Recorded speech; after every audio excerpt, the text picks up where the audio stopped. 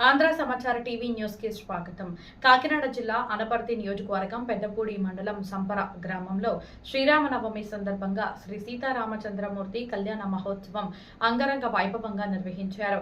ఈ పూజా కార్యక్రమంలో మట్టా శివరాం, దుర్గా భవానీ దంపతుల చేతుల మీదుగా ఈ కళ్యాణం నిర్వహించారు. ఈ కళ్యాణ మహోత్సవంలో అధిక సంఖ్యలో భక్తులు పాల్గొని కళ్యాణం తిలకించారు. కళ్యాణం అనంతరం సుమారు 3000 మందికి అన్న సమారాధన నిర్వహించారు.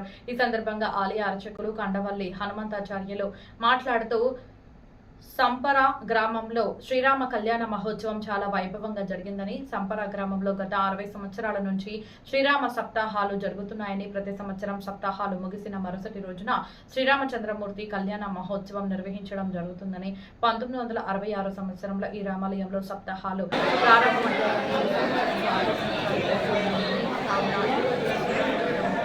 కళ్యాణ మహోత్సవం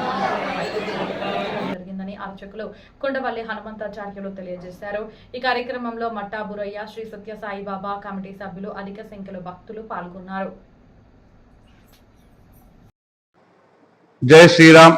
అలాగే ఈ గ్రామంలో 1955 సంవత్సరంలో మన ఈక్షణ ముక్తేశ్వర క్షేత్రంలో కోటిపత్రి పూజ జరిగింది.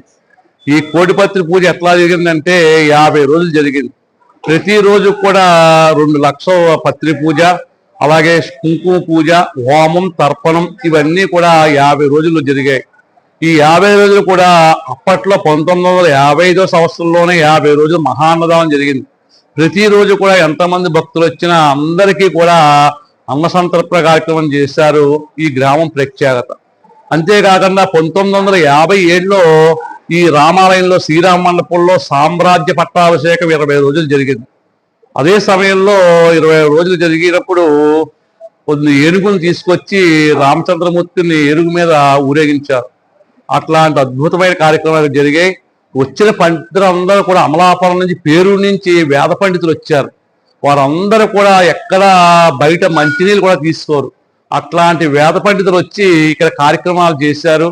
ఇప్పటికి కూడా బయటకి ఎక్కడికి వెళ్ళి అడిగినా సంపర్లోన అయ్యో మేము కోటిపత్రి పూజ చేస్తామండి, మేము చండీ యాగం చేసి, మేము రుద్రయాగం చేసాం, అలాగే మేము సామ్రాజ్య పట్టాభిషేకం చేసాం అందరూ చెప్తూ ఉంటారు. అట్లాంటి ఇప్పుడు అంటే మనకి ధనానికి లోటు లేదు కాబట్టి ఇప్పుడు కార్యక్రమాన్ని ఎక్కువ చేస్తున్నారు. కానీ అప్పట్లో కార్యక్రమం లక్షలు పూజ చేయడం అంటేనే కష్టం. అట్లాంటి సమయంలో కోటిపత్రి పూజ, సామ్రాజ్య పట్టాభిషేకం ఇట్లాంటి కార్యక్రమాలు, పెద్ద పెద్ద కార్యక్రమాలు ఎటువంటి ఆటంకాలు లేకుండా నిరంతరాయంగా చేశారు. అది మా ఊరి యొక్క ప్రత్యేకత. ఇదంతా ఎట్లా జరిగిందంటే మా గ్రామంలో ఐక్యత వల్ల జరిగింది. ప్రతి ఒక్కరు కూడా ఇందాక చెప్పినట్లుగానే మా కార్యక్రమం, మా గ్రామంలో దైవ కార్యక్రమం జరిగితే అది మా గ్రామస్తులు దైవ కార్యక్రమం కింద భావించరు. తన ఇంట్లో ఒక శుభకార్యం జరుగుతోందా అన్నట్లుగా భావించి ప్రతి ఒక్కరు కూడా, మగవారు ఆడవారు కూడా, అయ్యో మా దైవ కార్యక్రమం జరుగుతోంది అంటే మా ఇంట్లో కార్యక్రమం అన్నట్లుగా వచ్చి ఎవరి సహాయం వాళ్ళు చేస్తూ ఉంటారు. మగవారు సహాయం చేస్తూ ఉంటారు, ఆడవారు దైవ కార్యక్రమంలో కావాల్సిన సహాయం చేస్తూ ఉంటారు, ధన సహాయం చేస్తూ ఉంటారు, అలాగే సేవా కార్యక్రమాలు చేస్తూ ఉంటారు. కాబట్టి ఇప్పుడు పూజలు చేయడం కాదు, 1955, 57 సంవత్సరాల్లోనే మా గ్రామంలో పెద్ద పెద్ద కార్యక్రమాలు జరిగాయి. కాబట్టి ఇప్పటికీ కూడా 60 సంవత్సరాల నుంచి కార్యక్రమాలు జరుగుతున్నాయి. ఇదంతా రామచంద్రుడి యొక్క అనుగ్రహం జరుగుతోందని చెప్పి మా గ్రామస్తులు నమ్ముతూ ఉంటారు.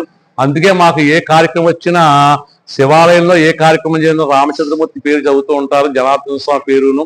ఇక్కడ కూడా ఏ కార్యక్రమం చేసినా ఈశ్వరుడి యొక్క పేరు చెప్తూ ఉంటారు తప్ప మా గ్రామస్తుల పేరుపై ఏమీ చేయరు. భగవంతుని నామమే చేసి ఆ ఫలితాన్ని అంతటినీ కూడా మా గ్రామానికి ఇవ్వాలని చెప్పి వారు కోరుకుంటారు. జై శ్రీరామ్.